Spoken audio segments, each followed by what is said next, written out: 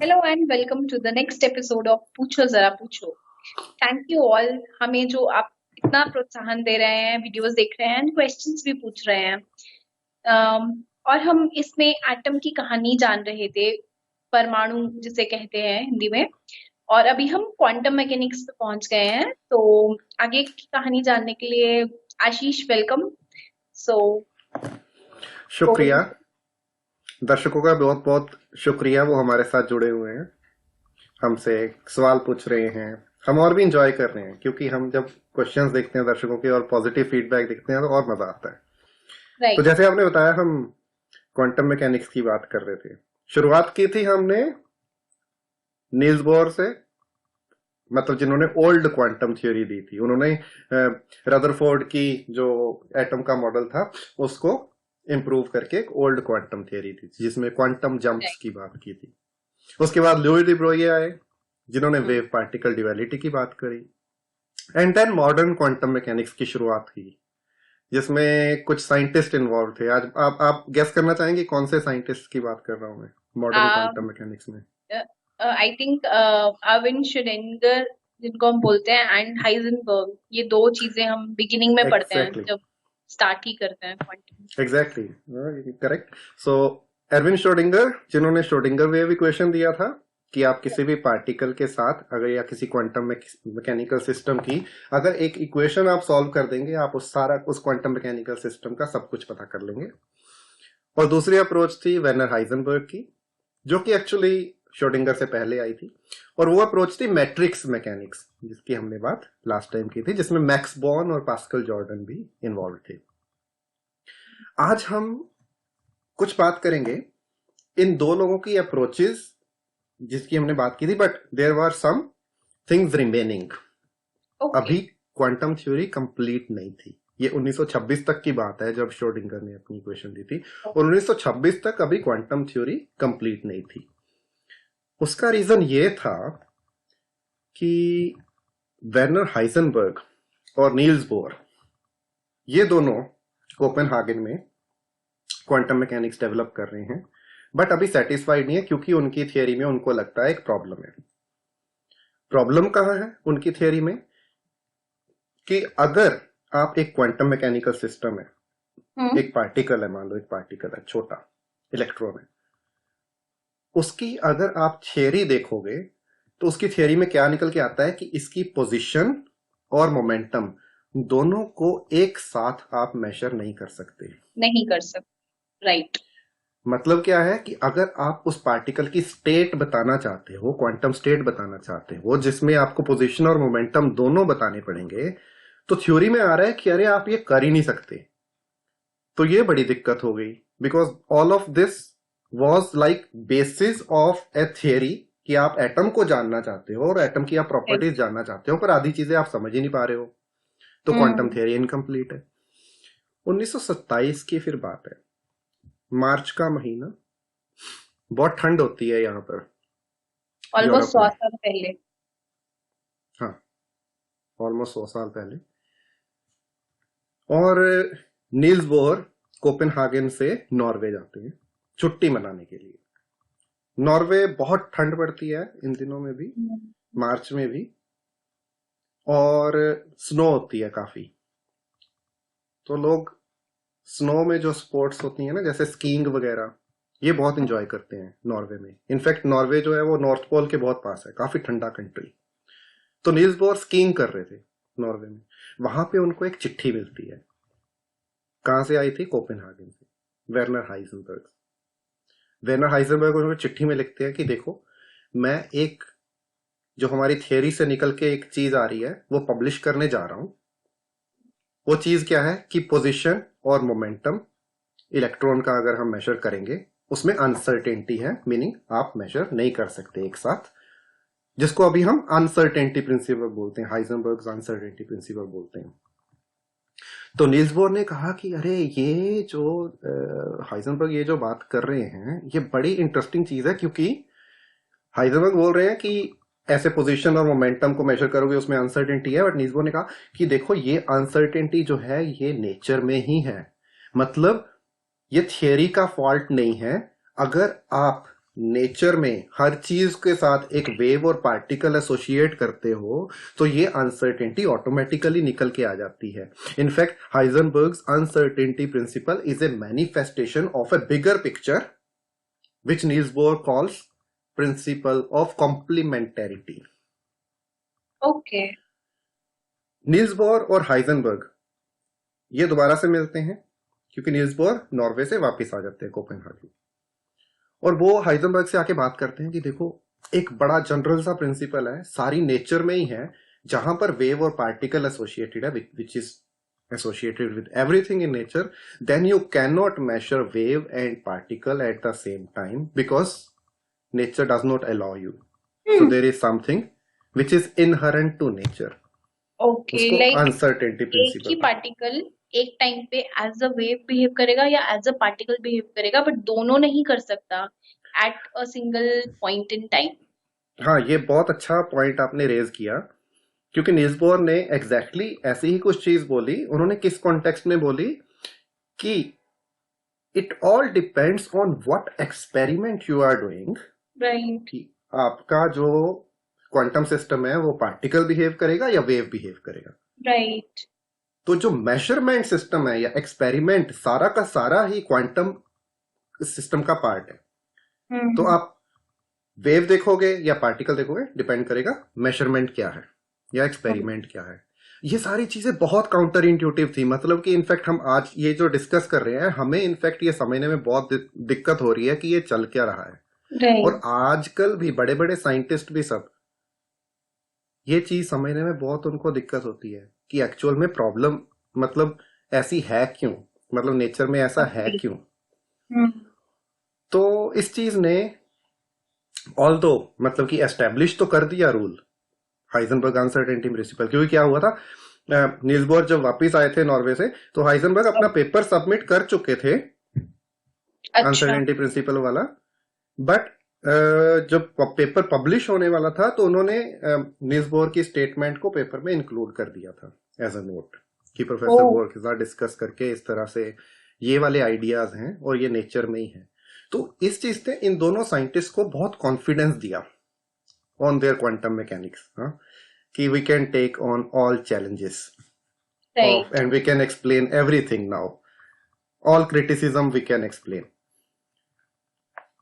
अभी क्या हुआ, एल्बर्ट आइंस्टाइन दुनिया के सबसे पॉपुलर साइंटिस्ट उस टाइम पर अनडाउटेडली, वो आज खुश नहीं थे.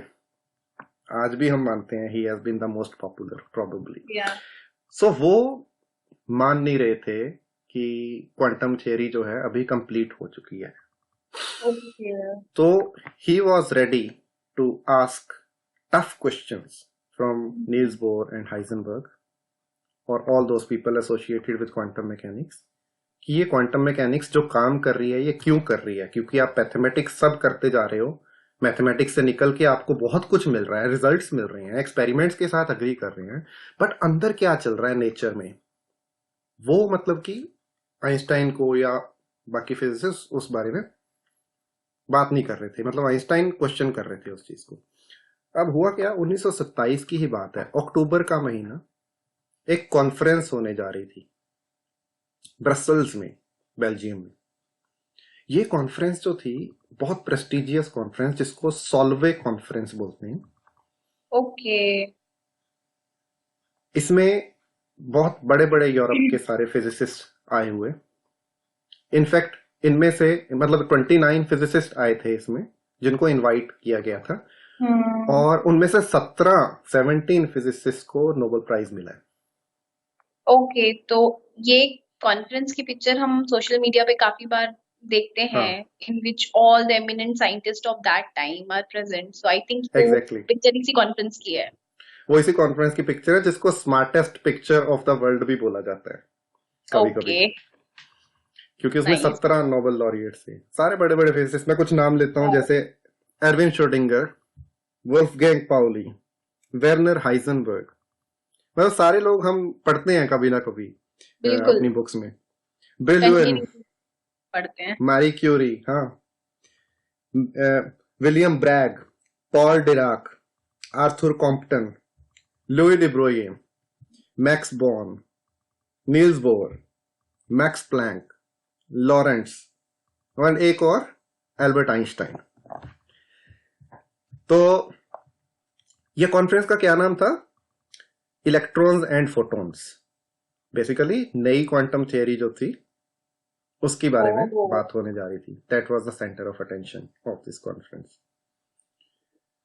अभी ये सब लोग मिले, 2-3 दिन लेक्चर्स हो रहे हैं, आइंस्टाइन बैठे हैं लेक्चर हॉल में, max born, Heisenberg, Niels Bohr अपना अपना लेक्चर दे रहे हैं, श्रोडिंगर अपना अपना लेक्चर दे रहे हैं। मैक्स बॉर्न और Heisenberg, I think max born थे जिन्होंने एक स्टेटमेंट दी, बहुत स्ट्रॉन्ग स्टेटमेंट दी। उन्होंने क्या बोला मैक्स बॉर्न ने कि क्वांटम रेवोल्यूशन की जो शुरुआत हुई थी 1905 में प्रोफेसर आइंस्टाइन के फोटो इलेक्ट्रिक इफेक्ट से, right. That revolution is complete now. इसके बाद डिस्कवर करने के लिए और कुछ बचा नहीं है। Quantum revolution is complete. That is a strong statement. Very strong statement. अब एल्बर्ट आइंस्टाइन थोड़ा सा हिल गए इस स्टेटमेंट के बाद। उन्होंने कहा ना ना ना, तुम लोग ऐसे बच के नहीं जा सकते। मतलब कि तुम लोग बोल रहे हो, इतनी अजीब अजीब बातें कर रहे हो कि हर तरफ अनसर्टेनिटी है, हम पोजीशन और मोमेंटम नहीं पता कर सकते हैं। अनसर्टेनिटी की और भी बातें चल रही थी, एनर्जी और टाइम अनसर्टेनिटी, बहुत सारी अनसर्टेनिटीज की बातें चल रही थी। और तुम बोल रहे हो कि नेचर में सब कुछ प्रोबेबिलिस्टिक है। एक मैक्स बॉर्न का ये भी तो रूल था ना, बॉर्न रूल जिसको हम बोलते हैं, वो ये था कि किसी पार्टिकल के साथ अगर एक वेव फंक्शन एसोसिएटेड है, मतलब वेव एसोसिएटेड है, उसके साथ एक फंक्शन, उसका अगर आप स्क्वायर लेते हो, so the square of the wave function will tell you the probability of finding a particle at certain point in at certain time. मतलब आप प्रोबेबिलिटी बता सकते हो कि पार्टिकल कितनी प्रोबेबिलिटी से यहां पे मिलेगा, पर मतलब ये नहीं बता सकते कि उस टाइम पर वो कहां पे होगा। तो कुछ भी सर्टेन है ही नहीं। तो आइंस्टाइन बोल रहे हैं कि सोच रहे हैं कि ऐसे कैसे खत्म होगी, फिर तुम बोल रहे हो कि और कुछ डिस्कवर करने को नहीं है, ऐसे तो हम मान नहीं सकते कुछ नहीं है। तुम पहले रीजन दो कि ये जो नेचर इस तरह से बिहेव कर रही है क्यों कर रही है, रियलिटी कहाँ है, ये सब बताओ। तो आइंस्टाइन ने अपनी गन्स दागनी शुरू कर दी। उन्होंने क्या किया, कॉन्फ्रेंस में एक सुबह किसी दिन, आई थिंक तीसरा चौथा दिन होगा, एक थॉट एक्सपेरिमेंट दिया। उन्होंने ठान लिया था ये प्रूव कर देना कि Heisenberg uncertainty principle is wrong. Okay. उसको प्रूव करने के लिए थॉट एक्सपेरिमेंट दिया। थॉट एक्सपेरिमेंट में उन्होंने, हम इसकी डिटेल में चर्चा अभी नहीं करेंगे, ओके। तो मैं अपने दर्शकों से रिक्वेस्ट करता हूँ, चाहें तो हम इसको आशीष बिल्कुल एक्सप्लेन करेंगे, बट अभी के लिए हम इसे डिस्कस नहीं करेंगे, थोड़ा डिफिकल्ट है ये। हाँ, तो उसको अगर आप क्वेश्चन आंसर में पूछेंगे अगली बार, उसके बारे में बात करेंगे थोड़ा डिटेल्स और। बट आइंस्टाइन का मेन आइडिया ये था कि कुछ ऐसे एक्सपेरिमेंट्स प्रपोज किए जा सकते हैं जिसमें Heisenberg uncertainty principle is violated, meaning position and momentum of certain particle can be accurately measured at the same time. उन्होंने कुछ ऐसे एक्सपेरिमेंट प्रपोज किए। सुबह एक्सपेरिमेंट प्रपोज करते थे, सारे फिजिसिस्ट वहां पे बैठे हैं, वो हिल जाते थे कि अरे ये तो आइंस्टाइन जी सही बोल रहे हैं, कुछ कुछ इसमें लग रहा है कि कुछ काम की चीज है, क्वांटम मैकेनिक्स गलत है। तो नील्स बोर जो कि उनको लीड कर रहे थे बेसिकली क्वांटम मैकेनिक्स वालों को, वो सारा दिन सोचते थे, शाम को एक काउंटर आर्गुमेंट लेके आते थे कि आइंस्टाइन इज रॉन्ग क्योंकि इसमें एक ऐसी ऐसी प्रॉब्लम है उनके एक्सपेरिमेंट में। ओके। अगले दिन फिर से आइंस्टाइन एक नया एक्सपेरिमेंट प्रपोज करते थे। शाम को नील्स बोर फिर से सारा दिन सोचेंगे और शाम को फिर से लेके आएंगे आर्गुमेंट कि नहीं, Einstein is wrong, quantum mechanics is right. So by the end of the conference Niels Bohr had sidelined all the criticisms of Professor Einstein and he emerged victorious. और क्या हुआ कि जो नील्स बोर की interpretations थी, जो मतलब present की गई उस कॉन्फ्रेंस में, वो इंटरप्रिटेशंस को आज भी हम उसी तरह से पढ़ाते हैं स्टूडेंट्स को when we teach them quantum mechanics. So all those interpretations came out of this conference, the way we understand quantum mechanics. और उस इंटरप्रिटेशन को हम कोपेनहागन इंटरप्रिटेशन के नाम से जानते हैं, क्योंकि वो इंटरप्रिटेशंस नील्स बोर और हाइजेनबर्ग, इन लोगों की डिस्कशंस के थ्रू इस कॉन्फ्रेंस में प्रेजेंट की गई थी, और डिस्कशंस कहाँ हुई थी? कोपेनहागन में, okay, beautiful city in Denmark. तो इसको राइट। कोपेनहागन इंटरप्रिटेशंस बोलते हैं। उसके आई थिंक बाद Shreya was there for some time, हाँ, Shreya was there for 1 year. She was a right. Postdoc in Copenhagen. I have been to Copenhagen many times. मतलब जिस city में मैं अभी हूँ, यहाँ से कुछ 8 घंटे लगते हैं ट्रेन से. बहुत अच्छा रूट है. रास्ते में समंदर को भी पार करना पड़ता है. एक फेरी है, वो फेरी में सारी की सारी ट्रेन घुस जाती है, और वाओ, सारी की सारी ट्रेन को फेरी मतलब कि क्रॉस करवाती है समंदर को. So it's amazing. Quite beautiful. So beautiful city. तो यहाँ पर इस कॉन्फ्रेंस में बेसिकली क्वांटम मैकेनिक्स की इंटरप्रिटेशंस की नींव रखी गई थी, जो आज भी वैलिड है. उसके बाद आइंस्टाइन अभी भी सेटिस्फाई नहीं हुए. इनफैक्ट मरते दम तक वो सेटिस्फाई नहीं हुए कि क्वांटम मैकेनिक्स काम क्यों करती है, रियल क्या है. उनको ये था कि अंदर कुछ और जरूर ऐसा है, एक और जनरल थियोरी जरूर है, which tries to tell why there is this factor of randomness in quantum mechanics, why there is a factor of probability in quantum mechanics. बहुत राइट। सारी ऐसी चीजें. हम बहुत ज्यादा डिटेल में नहीं बात करेंगे, कुछ कुछ मैं और बता देता हूँ कि 1930 में एक और ऐसे ही कॉन्फ्रेंस हुई, सॉल्वे कॉन्फ्रेंस. आइंस्टाइन शांत नहीं हुए थे, उन्होंने फिर से एक थॉट एक्सपेरिमेंट लेके आए, जिसमें उन्होंने ओ, नील्स बोर को एक बहुत सिंपल सा अपरेटस प्रपोज किया. बहुत टफ, मतलब उसको समझना कि इसमें गलती कहाँ है, क्योंकि उसमें क्या प्रूव करे थे आइंस्टाइन कि ये वाला एक्सपेरिमेंट करो, इससे तुम्हारा अनसर्टेनिटी प्रिंसिपल वायलेट हुआ है. अब स्टेटमेंट यह है कि ये कभी वायलेट नहीं होगा. तो नील्स बोर हिल गए कि so अरे इसमें has तो it गलती ever है ही been violated until now? नहीं. We do not know yet, क्योंकि अभी Okay, तक सारे एक्सपेरिमेंटल प्रूफ यही बोलते हैं कि हाइजेनबर्ग्स नहीं अनसर्टेनिटी है। Principle is supreme. Of course, if I see it ऐसे कि एक तरफ हम पोजीशन की बात करें, एक तरफ momentum. Momentum meaning a body is moving, it's in a state of constant motion. So position तो even if we take the smallest time scale, it won't be accurately measured. So I हाँ, possible ही नहीं है. ये possibly ये nature में ही है, ये rule nature. जो है. बट ये जो अपरेटस आइंस्टाइन ने प्रपोज किया था, नील्स बोहर इसके लिए काफी परेशान हुए, क्योंकि उनको लगा इसका तो सोल्यूशन नहीं मिलेगा. Right. ये अगर I'm sure Einstein he must ठीक be है. getting very nice, amazing arguments against this. It's not some random experiment that he might be no no proposing. No, it was very strong argument. Right. So okay, तो हुआ ये कि फिर Niels Bohr ने analyse किया उस experiment को सारा दिन. इनफैक्ट वो परेशान होके सारे कॉन्फ्रेंस में जो बाकी फिजिसिस्ट थे उनके पास गए एक एक करके. उनको बोले अरे ये क्या हो रहा है, अगर आइंस्टाइन यहाँ पर ठीक है तो सारे फिजिसिस्ट गलत है, मतलब बाकी के, मतलब क्वांटम मैकेनिक्स फिनिश्ड. तो उसके बाद रात भर सोचा, और फिर आधी रात के बाद उनको कुछ आइडिया आया, जिससे उन्होंने शांति मिली थोड़ी कि हाँ आइंस्टाइन की एक गलती है. अगले दिन सुबह उन्होंने वो गलती अपनी इक्वेशंस कुछ लिखी और सारे कॉन्फ्रेंस में दिखाई कि आइंस्टाइन जी यहाँ पर इस तरह से गलत है. इनफैक्ट गलती क्या थी, आइंस्टाइन की अपनी थियोरी जो थी, जनरल थ्योरी ऑफ रिलेटिविटी, उसी को वो मिस कर गए थे उस Oh, एक्सपेरिमेंट के. okay. और उस थियोरी को अगर इंक्लूड करोगे तो अनसर्टेनिटी ऑटोमेटिकली निकल के आ जाती थी. Okay, nice. तो ये थी कहानी अभी तक नील्स बोर और आइंस्टाइन की. कुछ आइंस्टाइन इनफैक्ट उसके बाद भी कुछ कुछ और एक्सपेरिमेंट्स प्रपोज करते रहे, जो आज तक एक्सपेरिमेंट्स होते हैं to test if Einstein was right और Niels Bohr was right, and everyone finds that Niels Bohr was right. Right. हर किसी को यही मिलता है कि क्वांटम मैकेनिक्स की Amazing. इंटरप्रिटेशंस जो है, कोपेनहागन इंटरप्रिटेशन जो है, वो करेक्ट है. तो आज यहाँ पर रुकते हैं और दर्शकों के सवाल ले लेते हैं. Okay, thank you आशीष, बहुत अच्छे से एक्सप्लेन किया. अभी हम क्वेश्चंस लेते हैं दर्शकों के. Okay, so we have first question from Savan Kapoor. He says, thanks Dr. Arora for answering my question. I have a trouble with Heisenberg's uncertainty principle of energy and time. Can you explain this with some example? Because we always read about uncertainty in position and momentum, but not energy and time. So yeah. ये सावन जी का बहुत अच्छा question है, thanks. क्योंकि वो सही बोल रहे हैं कि जैसे हम क्वांटम मैकेनिक्स में अनसर्टेनिटी प्रिंसिपल पढ़ते हैं, तो we always discuss energy, sorry, this position and momentum uncertainty, यही किताबों में लिखा होता है. एंड सडनली फिर एक चैप्टर आता है जहां पर एनर्जी टाइम अनसर्टेनिटी की बात आ जाती है. स्टेटमेंट क्या है कि आप किसी पार्टिकल की एक पर्टिकुलर टाइम पर, एग्जैक्ट कोई टाइम अगर आपने फिक्स कर लिया, तो उस टाइम पर उसकी आप एब्सोल्यूट एनर्जी नहीं मेजर कर सकते, उसमें अनसर्टेनिटी होगी, गिवन बाय हाइजेनबर्ग्स अनसर्टेनिटी प्रिंसिपल। अब सावन जी कोई एग्जांपल से इसका समझने की बात कर रहे हैं, तो हम उनको एक Right. एग्जांपल जरूर दे सकते हैं। काउंटर इंट्यूटिव चीजें हैं, तो एग्जांपल भी थोड़ी काउंटर इंट्यूटिव होती है।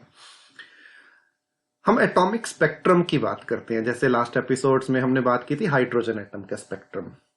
स्पेक्ट्रम में Right. क्या होता है, स्पेक्ट्रल लाइन आती है, एक पीक की तरह होती है, कि अगर एक पार्टिकल एक एक्साइटेड स्टेट में है, जैसे कि इलेक्ट्रॉन है मान लो, वो एक हाइड्रोजन एटम में एक्साइटेड स्टेट में है, फिर वो ग्राउंड स्टेट में आएगा तो एक लाइट एमिट करेगा, एमिशन स्पेक्ट्रम इसको बोलते हैं। तो एमिशन स्पेक्ट्रम में एक पीक नजर आएगी। अब अगर मान लो ये जो एनर्जी लेवल्स हैं ये एकदम फिक्स्ड हैं of some particular energy, which is true, तो हमारे पास जो स्पेक्ट्रल लाइन आनी चाहिए वो बहुत शार्प आनी चाहिए, एकदम डेल्टा फंक्शन की तरह की, एक पर्टिकुलर एनर्जी का फोटोन निकलना चाहिए। बट रियलिटी में क्या होता है, वो एक लाइन, एक ब्रॉड सी लाइन नजर आती है, उसकी एक लाइन विड्थ होती है।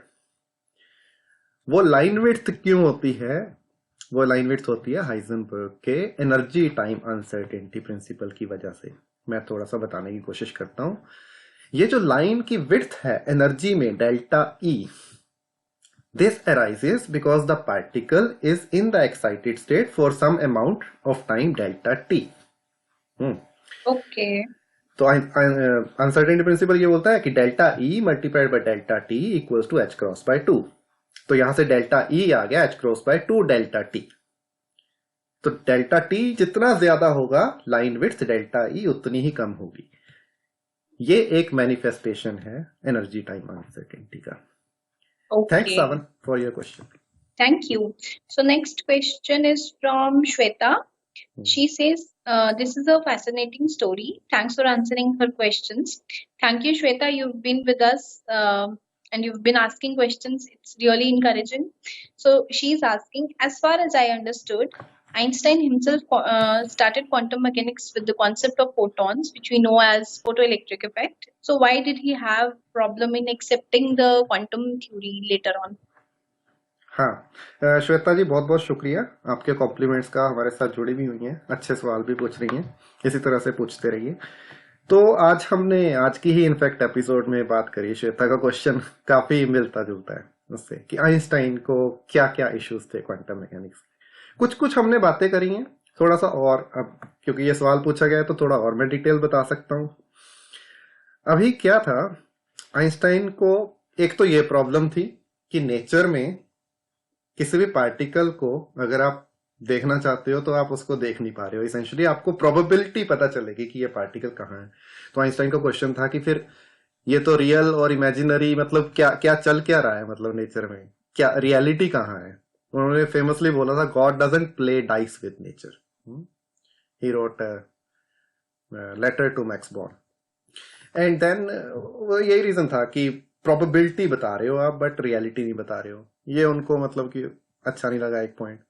दूसरा, उनको प्रॉब्लम थी कि क्वांटम मैकेनिक्स की कुछ ऐसी प्रेडिक्शंस थी जो उनको लगा स्पेशल थ्योरी ऑफ रिलेटिविटी को वायलेट कर रही हैं। अब स्पेशल थ्योरी ऑफ रिलेटिविटी क्या कहती है कि कोई भी signal faster than speed of light नहीं जा सकता।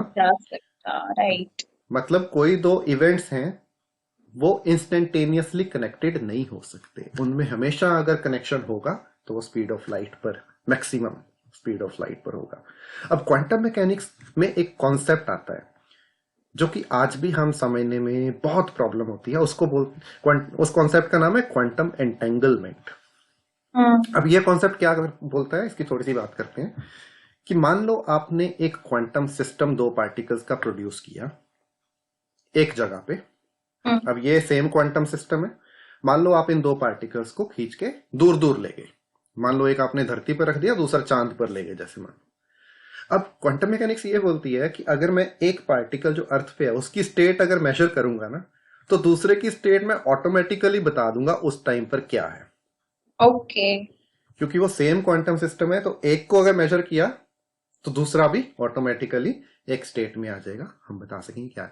तो आइंस्टाइन ने बोला ये कैसे पॉसिबल हो सकता है, आप इंस्टेंटेनियसली दो पार्टिकल्स को कैसे कनेक्ट कर पा रहे हो between earth and moon for example, because there if there is some signal being transmitted from particle on earth that it's being measured, then it has to take some time to reach there. But quantum mechanics बोलती है नहीं, instantaneously होता है ये। तो इसको Einstein ने famously बोला spooky action at A distance. तो इसलिए आइंस्टाइन को ऑब्जेक्शन था इससे। बट हमने बाद में एक्सपेरिमेंट्स किए हैं बहुत सारे और ये बार बार प्रूव हुआ है कि this is real. Entanglement works.